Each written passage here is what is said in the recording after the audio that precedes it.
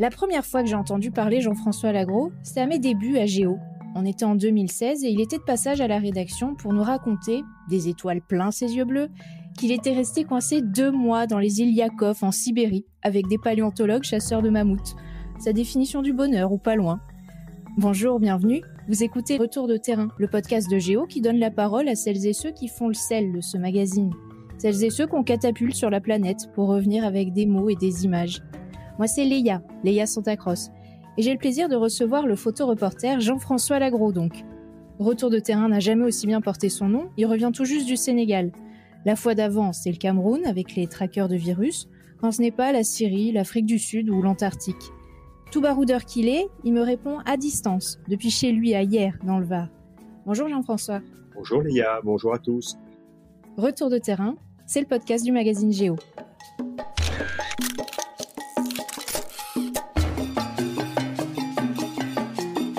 Retour de terrain. Chaque mois, les reporters de Géo posent leurs valises et vous emmènent en voyage.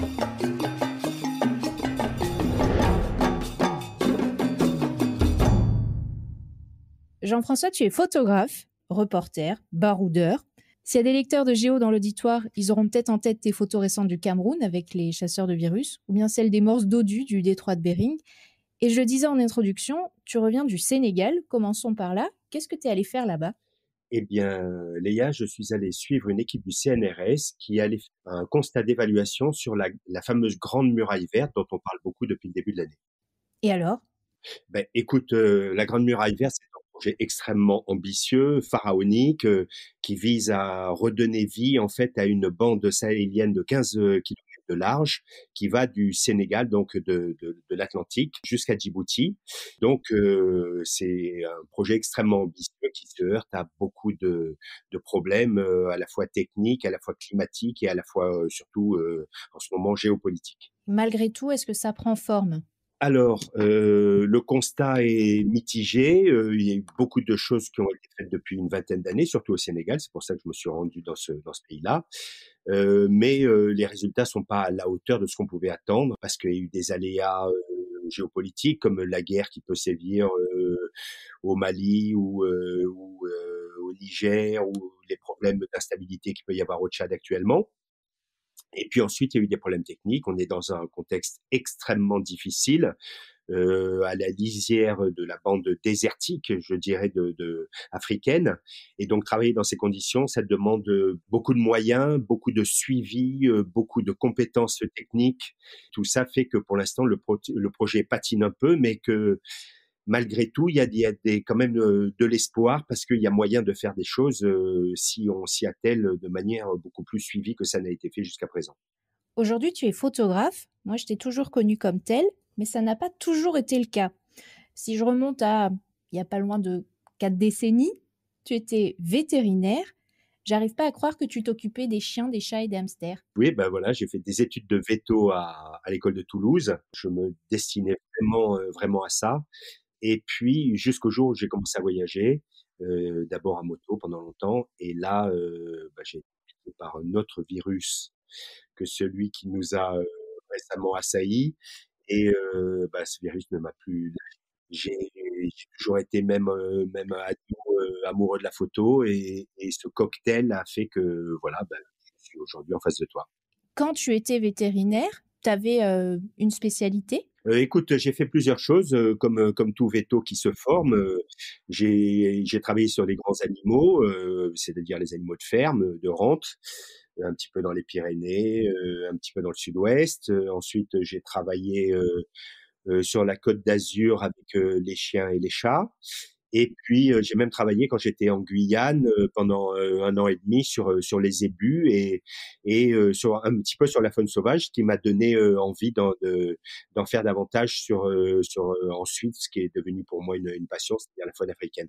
Et je comprends mieux maintenant pourquoi est-ce qu'on retrouve souvent des bestioles dans tes sujets. Là, tu parlais de faune africaine, mais il y a aussi eu les inénarrables manchots royaux en Antarctique. En Russie, il y a eu des morses, donc, et des mammouths, des grosses bêtes de jadis. La faune sauvage, c'est un peu un fil rouge de toutes tes vies. Oui, je crois qu'on peut vraiment dire ça. Moi, j'adore la faune, j'adore la vie dehors. J'aime la faune sauvage. Voilà, ce qui me fascine, c'est la faune dans son milieu, c'est la faune forte, c'est la faune qui est là où elle doit être. Voilà, ça a toujours été mon fil rouge. En tant que veto, j'ai pas mal bossé en conservation. J'ai fait de gros projets, notamment, enfin gros projets, en tout cas des projets qui ont été importants sur les rhinocéros, par exemple, au Cameroun. J'ai beaucoup bossé sur l'éléphant et sur l'ivoire. Voilà, oui, j'aime la faune africaine et comme tu le dis, je ne m'y borne pas puisque la faune de Sibérie, les morses, ça me captive à condition que ce soit la faune dans son milieu. Tu parlais de l'ivoire à l'instant. Ça, c'est encore une autre de tes vies. Tu as également été investigateur undercover en Afrique sur les questions de trafic d'ivoire, donc. Alors moi, j'ai traduit ça par agent secret de l'ivoire. Mais en fait, tu faisais quoi? Oui, oui, ben on peut, pour donner une image, oui, c'est pas très loin de ça en fait. Hein. Ben, je me présentais comme le quidam moyen et j'ai fréquenté tous les principaux marchés touristiques ou autres d'Afrique centrale. Que ce soit en RDC, au Gabon, en Centrafrique, au Cameroun ou ailleurs, en prétendant acheter de l'ivoire ou à m'y intéresser en tout cas, et pour connaître toutes les différentes filières, essayer de remonter les filières, connaître les prix de l'ivoire brut, l'ivoire travaillé, connaître un petit peu le milieu de l'ivoire et savoir d'où venait cet ivoire et où il partait. Et après tout ce que tu as vu, est-ce que tu n'es pas désespéré jusqu'au trognon par l'état de la faune sauvage dans le monde? Je suis désespéré, oui. Je crois que il faut garder un petit peu partout dans le monde des zones qui nous permettent qui permettent à la faune de subsister. Après, il y a un rapport de force qui ne va pas en sa faveur. Ne serait-ce qu'en Afrique, les Africains étaient 1 milliard en 1900, 100 millions en 1900, ils sont 1 milliard en l'an 2000, ils seront 2 milliards en 2050. Forcément, l'homme grignote sur l'espace vital de la faune et avec les conséquences qu'on peut imaginer. Et ça, ce rapport de force, je ne crois pas qu'il soit prêt de s'inverser. Et là, d'ailleurs, tout récemment, tu as travaillé pour Géo sur un autre sujet brûlant d'actualité. Tu es parti suivre le travail de ces scientifiques au Cameroun qui traquent les potentielles futures zoonoses, ces maladies qui se transmettent de l'animal à l'homme. On connaît bien. On voit beaucoup de chauves-souris sur tes photos. Donc, je parle des photos qu'on peut découvrir dans le numéro 508 du mois de juin ou sur geo.fr. Faire ce sujet en pleine pandémie mondiale de coronavirus, c'était important pour toi? Oui, oui, parce que c'était aller sur le terrain à un moment où on était au cœur de la pandémie, donc dans les réelles conditions. Et je crois qu'en tant que photoreporter, c'est ça qui est important, c'est de pouvoir rapporter les émotions du moment au moment où les événements arrivent.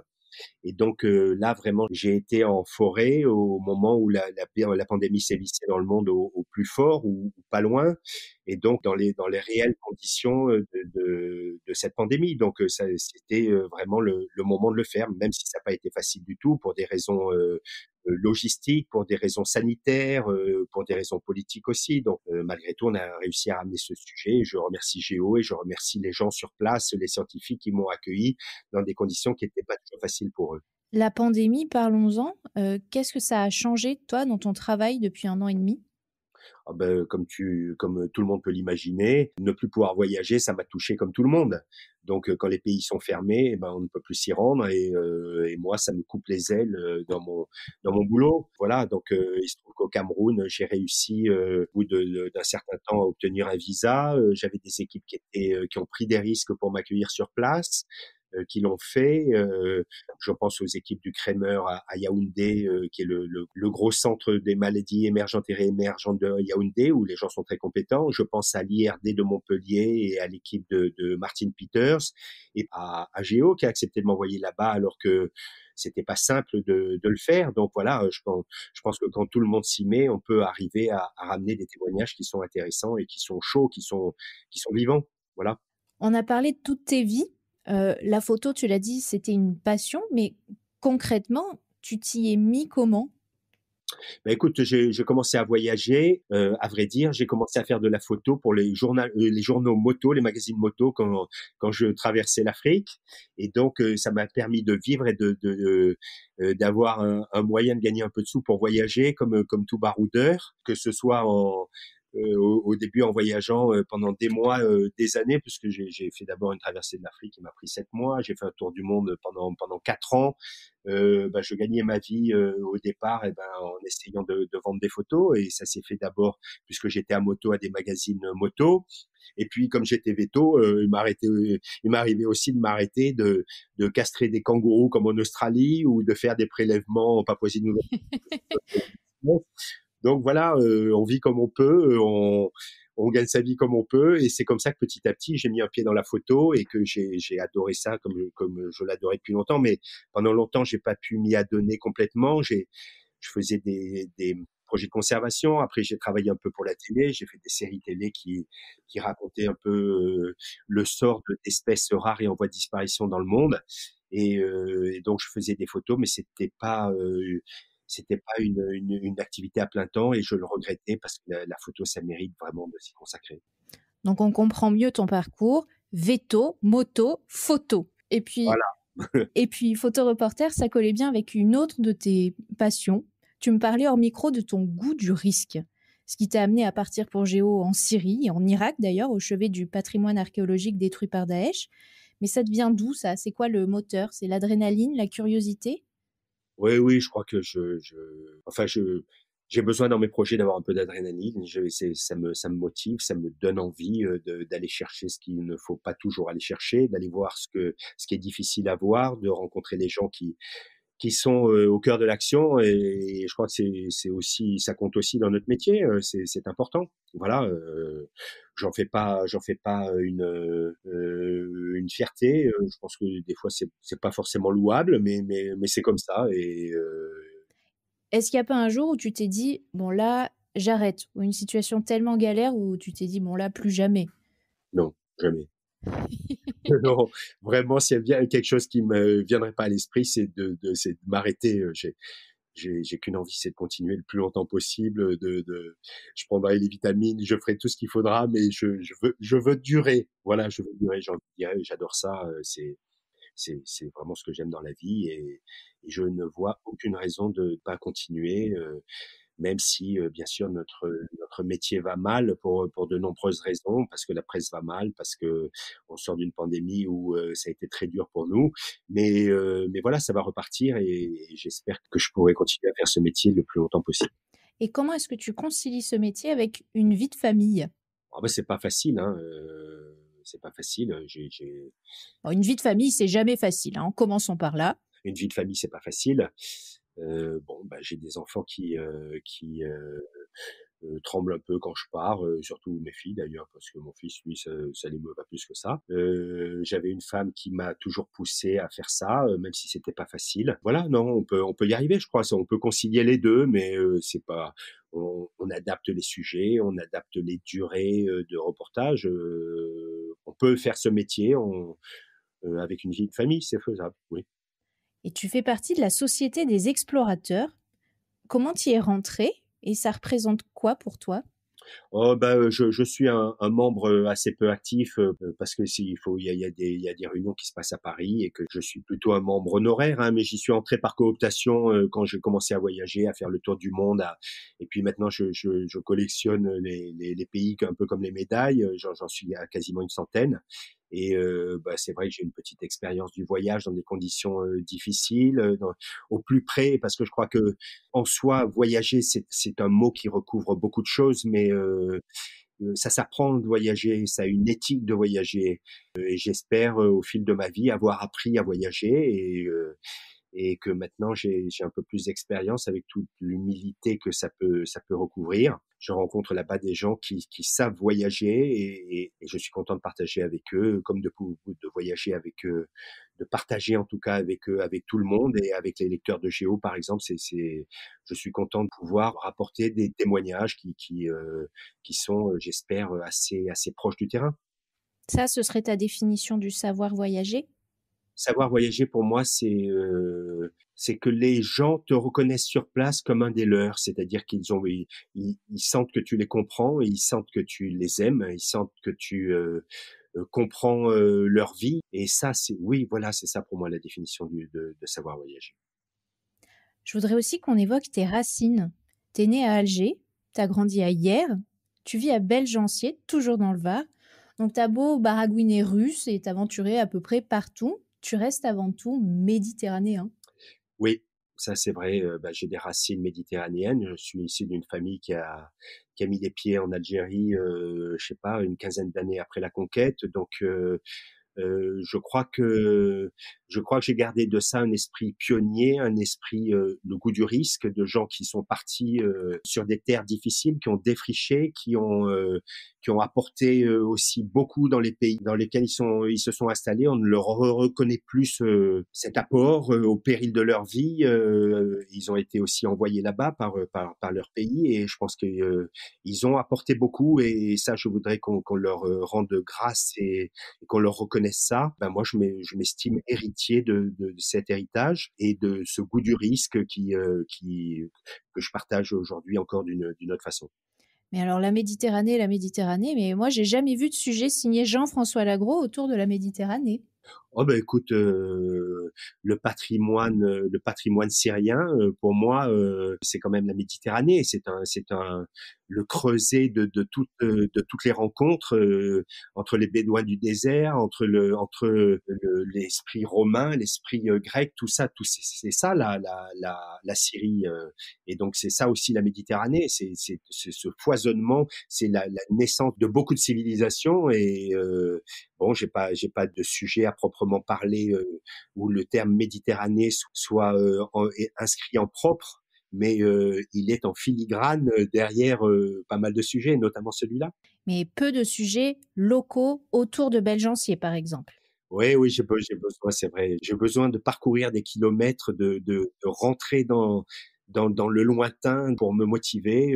C'est idiot d'une certaine façon, mais j'ai besoin de partir, j'ai besoin de faire ma valise, j'ai besoin de monter dans l'avion ou en tout cas de monter dans mon 4x4 pour arriver à m'éloigner dans ma tête et à rentrer dans un nouveau lieu, dans un nouvel imaginaire. Et moi qui voulais te suggérer de partir explorer les pourtours de l'étang de Berre, tu m'as avoué que tu connaissais bien mon propre village de Saint-Chamas dans les Bouches-du-Rhône.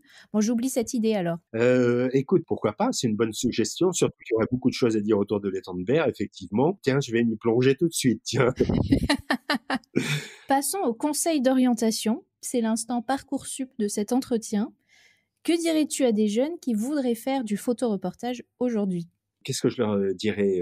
Je leur dirais d'avoir d'abord beaucoup de curiosité, de prendre des risques, c'est-à-dire de partir voyager, d'essayer de ramener des témoignages, mais de pas vouloir à tout prix avoir bouclé leur financement, leurs histoires, leurs publications avant de partir. Il faut prendre des risques, il faut apprendre, il faut se forger un œil. On n'est pas avec un œil tout cru en naissant. Il se forge avec le temps, même si on peut avoir des dons, même si on peut avoir une envie, même si on peut avoir une culture qui permet de développer cet œil-là. Mais il faut avant tout y aller. Voilà, il faut prendre tous ces risques-là qui sont pas des risques quand on aime ça, c'est y aller avant tout. Est-ce que tu vois autre chose à ajouter ? Je pense qu'aujourd'hui, on a les moyens de voyager assez facilement. On peut avoir du matériel avec le numérique qui coûte pas trop cher. Avant, on était obligé d'investir dans des pellicules, dans des développements, et donc c'était déjà un budget en soi. Aujourd'hui, on achète un appareil photo et puis on peut ensuite, avec ce matériel, un investissement de base, faire beaucoup de choses pour pas trop cher. Donc tout le monde peut se lancer. Je pense il faut y aller, il faut le vouloir. Merci Jean-François Lagros d'avoir participé au podcast Géo Retour de terrain. Géo ne serait pas Géo sans des énergumènes de ton espèce. Et je rappelle qu'on peut découvrir tes photos dans les précédents numéros du magazine et en ligne sur géo.fr. Merci à Lucas Vibo pour les moyens techniques et à Emeline Ferrard pour la réalisation. Merci à vous de nous avoir écoutés. Je rappelle qu'on est sur tous les réseaux et sur toutes les plateformes. Apple Podcasts, Deezer, Spotify, Castbox. N'hésitez pas à en parler autour de vous, à nous adresser des commentaires ou à nous laisser plein d'étoiles. Et parce que Géo est un magazine qui se lit aussi avec les oreilles, Je vous dis à très bientôt pour un nouvel épisode de Retour de terrain.